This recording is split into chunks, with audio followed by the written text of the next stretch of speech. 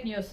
మేడ్చల్ జిల్లా నాగారం మున్సిపాలిటీ పరిధిలోని 4వ వార్డులో ప్రముఖ ఓల్డ్ స్కూల్ కెఫేని మాజీ municipal vice chairman Bandari Mallesh Yadav ప్రారంభించారు.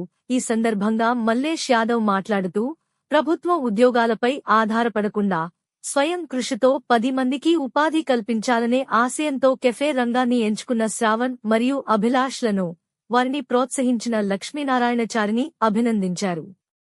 ఉన్నత విద్య పూర్తి చేసుకున్న యువత తమ కాళ్లపై తాము నిలబడే శక్తిని పెంపొందించుకోవాలని ఆయన సూచించారు.